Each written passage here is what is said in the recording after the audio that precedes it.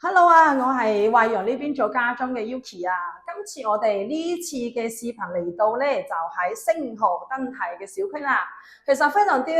多嘅香港朋友咧，佢比較中意喺星河燈泰呢邊居住咧，係因為點樣咧？係因為佢係比較大嘅社區，再加上佢由小學、中學、高中咧，佢所有嘅教學設備咧，全部都係呢啲設施，全部都好齊全嘅。再加上咧，佢係靠近高鐵站嘅，佢所以香港嘅朋友咧，其實旅往咧嗰個香港咧，其實非常之方便嘅。咁我哋呢次咧嚟到我哋星河燈泰呢邊嘅小區咧，就係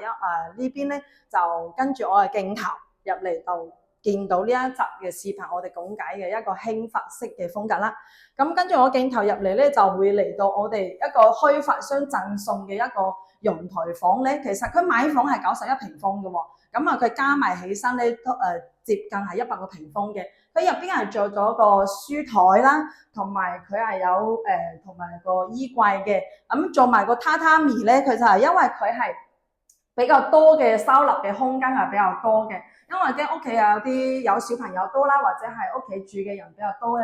嘅情況底下，其實佢係收納嘅地方係非常之多嘅。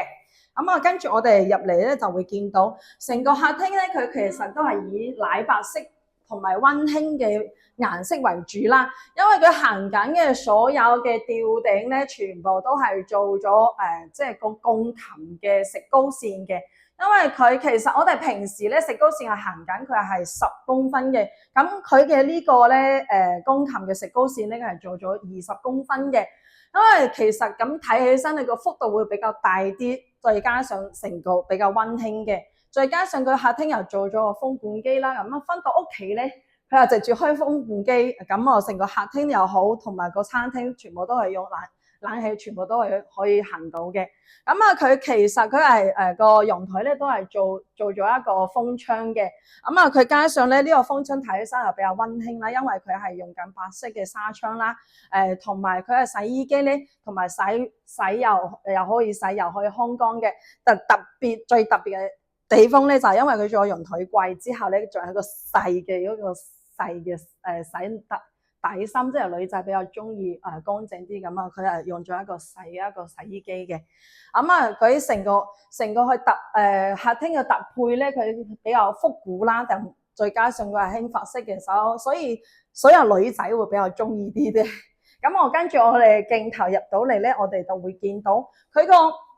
走廊咧，佢係做咗一個拱門嘅一個造型啦，再加上佢係吊燈咧，呢啲燈咧其實都有花咗好多心思嘅。咁啊，我會見到入緊嚟咧就呢一個客房嘅。呢一個客房咧，佢係都係做咗一個衣櫃啦，同埋最特別嘅地方咧，佢係床頭櫃咧，佢係做咗一個非常之特別嘅一個黑白嘅顏色嘅。咁啊睇起身咧，其實同成間屋咧佢嘅顏色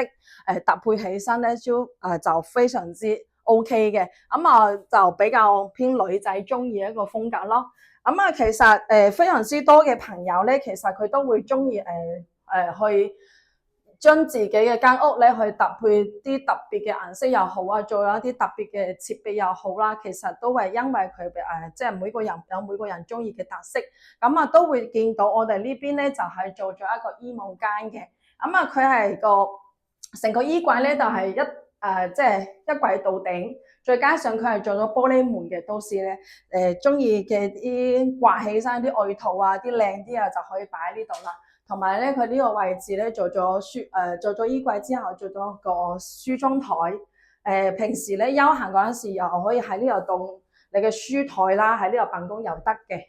咁啊，最特別嘅地方咧，佢就係即係主人房入邊咧，係做咗一個復古式嘅一個床板咁。咁啊，床嘅背景又非常之特別啦。咁啊，其實呢個小姐姐咧，其實佢都係中意比較呢個輕法式加埋復古嘅嘢嚟去裝飾佢間屋嘅。咁啊，非常之特別啦。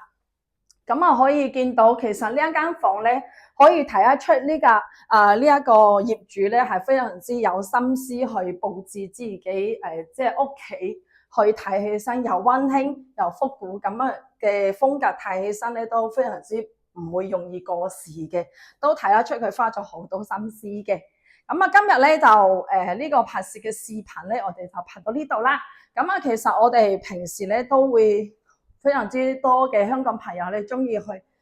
翻嚟大陸呢邊去睇下咩裝修公司啊，或者點樣去裝修。咁啊，希望即係以後有需要了解去裝修嘅，咁評論底下都可以私信我，或者係即係視頻上邊咧都會見到我嘅電話號碼，隨時都可以聯繫我。咁呢次嘅視頻拍攝咧就